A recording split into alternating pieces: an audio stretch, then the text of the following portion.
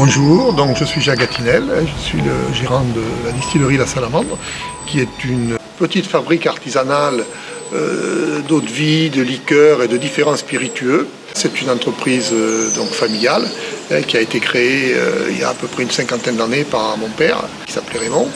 La distillerie est située à quelques kilomètres au nord de Sarlat, donc dans un lieu-dit qui s'appelle Les Tissanderies. C'est à côté de Témiac, qui fait partie de la commune de Sarlat. Là, on est devant l'alambic d'origine, le premier alambic de mon papa, qui a commencé à distiller dans les années 1950.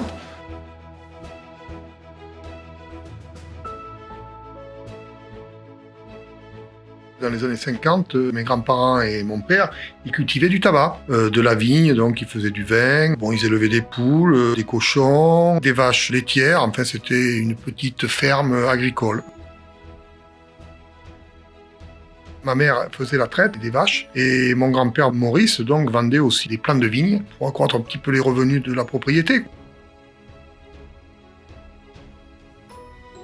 Mon père Raymond, il est devenu bouilleur car il a eu l'opportunité, vers l'âge de 18 ans à peu près, de reprendre le matériel d'un voisin âgé qui voulait passer la main. Parce qu'il avait un esprit d'entreprise. Il a commencé à aller de ferme en ferme. L'été, donc, c'était avec sa batteuse. Puis l'hiver, lorsque les travaux des champs étaient un petit peu en sommeil, il se déplaçait avec son petit tracteur et ses deux alambics. Il allait chez les agriculteurs du coin. Il allait distiller chez eux ce qu'ils avaient. C'était surtout du marc de raisin. Parce qu'à l'époque, tous les agriculteurs avaient de la vigne, quoi. Ils faisaient tous leur vin pour leur propre consommation. Donc, une fois qu'ils avaient écoulé le vin et le marc de raisin, mon père passait et le distillait pour faire donc de l'eau de vie de marc. Et la journée de distillation, vous savez, c'était des journées qui étaient longues. Ça commençait le matin vers 4-5 heures et ça pouvait durer jusqu'à 22 heures, voire plus. Et pour pouvoir continuer à s'occuper de sa ferme, il était relayé donc au cours de la journée par un voisin qu'il avait employé, monsieur Paul Davidou. Alors moi, à 5 ans, déjà, j'ai commencé à aider mon père.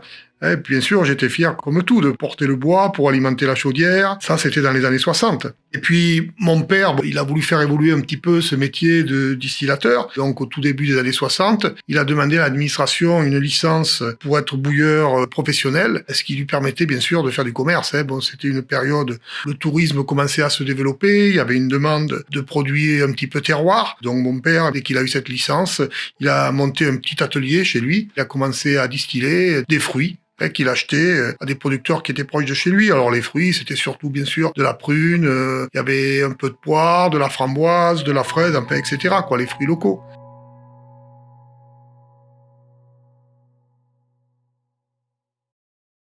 Puis mon père a commencé à distiller pour Albert Carrier, qui était le PDG de la société Delpeira, c'était les foie gras, c'était une belle société à l'époque, qui représentait quand même un gros potentiel commercial. Et ce monsieur Albert Carrier, il a racheté une distillerie à monsieur Roch, Romain Roch, qui était une vieille distillerie qui a été créée, je crois, dans les années 1830, qui appartenait donc à la famille Roch depuis cette époque-là. Et comme ils avaient un réseau commercial qui était développé, et surtout ils avaient monté au marché de Rungis, un grand magasin pour vendre leurs produits, alors qui était au départ surtout les produits de conserve, c'est-à-dire le foie gras et puis tout ce qui était à base de noix ou de canard.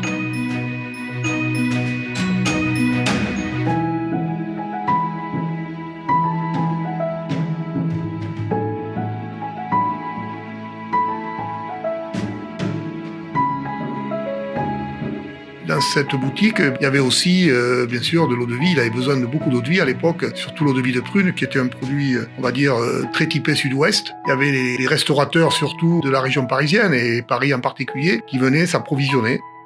Et alors comme ils avaient cette distillerie, mais c'était pas des vrais distillateurs, monsieur Albert Carrier achetait cette prune à mon père et ça lui donnait envie de s'agrandir. Bon, alors à l'époque, monsieur Albert Carrier avait projeté de créer une distillerie moderne, c'est-à-dire acheter un bout de terrain à mon père, monter cette distillerie. Il avait déjà fait faire les plans par un architecte, monsieur Lureau. C'était bien parti, puis mon père a réfléchi un petit peu, parce que mon père devait être le directeur de cette distillerie. Vous voyez que monsieur Carrier, c'était une personne qui commençait un peu à vieillir, donc il allait passer la main à son fils, François. Bon, François, c'était pas le même personnage que le papa. Mon père le sentait pas très bien. Ça lui a fait prendre la décision de monter sa propre distillerie.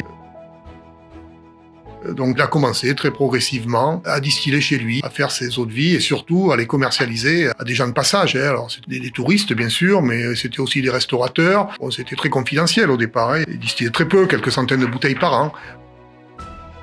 Puis avec le temps, la distillerie, bien sûr, s'est un petit peu développée. Puis mon père, il a transformé au fur et à mesure la ferme. Il a monté un atelier un peu plus important, transformé tous les bâtiments en atelier de travail pour travailler l'alcool. Puis après, tout le reste.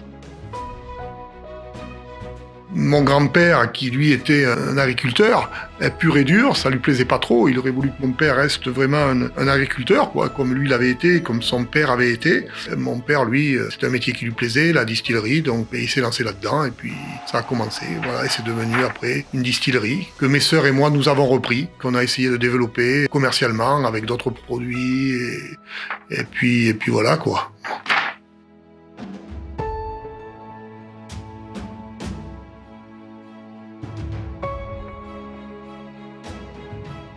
Voilà, donc nous distillons principalement des prunes et aussi des poires.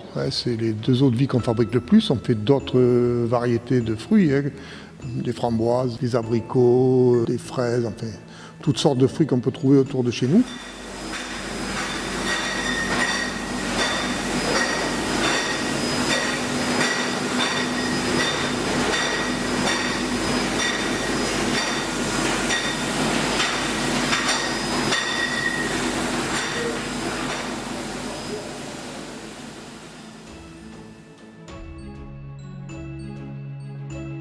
Bon, je vous ai parlé après de vie de prune, qui est quand même notre principal produit, mais on a d'autres produits qui sont des produits emblématiques aussi, comme le vin de noix. Il y a un nouveau produit depuis quelques années qu'on élabore, qu'on distille, c'est le whisky. On fait vieillir dans des barriques de Sauternes et qu'on affine après dans des vieilles barriques où il y a eu de l'eau de vie de prune. Ça lui donne une spécificité qui est très Périgord. C'est notre griffe, on va dire.